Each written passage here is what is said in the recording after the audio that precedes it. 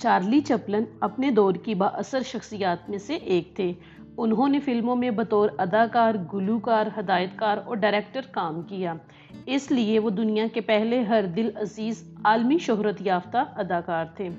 1960 کی دہائی میں چارلی چپلن کی صحت آہستہ آہستہ خراب ہونے لگی۔ A countess from Hong Kong Charlie Chaplin کی یہ آخری فلم تھی۔ 1972 میں انہیں اکیڈمی ایوارڈ ملنے کے بعد ان کی صحت اور زیادہ خراب ہونے لگی اور 1977 تک انہیں بولنے اور چلنے میں بہت زیادہ مشکل ہونے لگی۔ اس سٹیج پہ آ کر انہوں نے ویل چیئر کا استعمال کرنا شروع کر دیا۔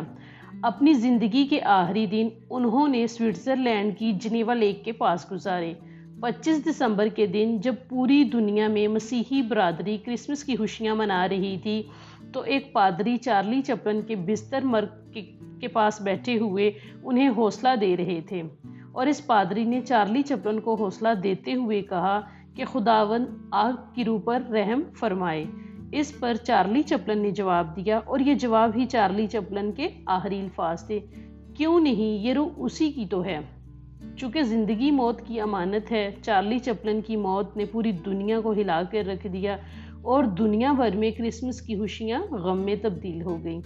چارلی چپلن کو سوئٹزرلینڈ کے قبرستان میں ہی دفنا دیا گیا۔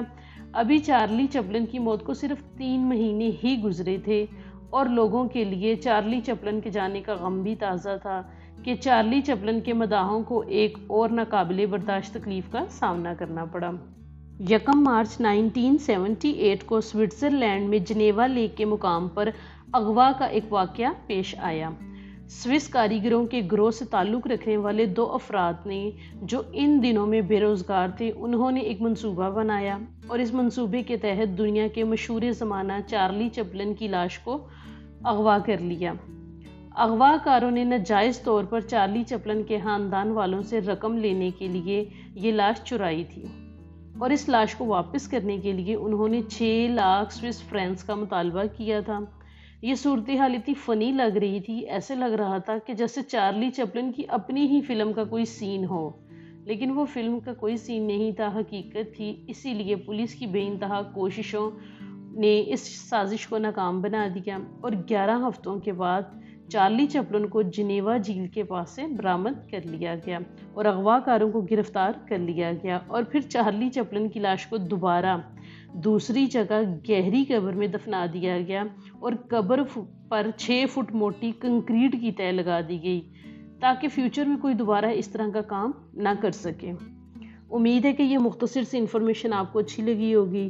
اگر آپ کو یہ ویڈیو اچھی لگی ہے تو لائک کیجئے گا، اگر آپ چینل پہ نیو ہیں تو سبسکرائب کیجئے گا۔ اسی طرح کی انفارمیشن آپ کو یہاں پہ ملتی رہے گی۔ Thank you so much for watching.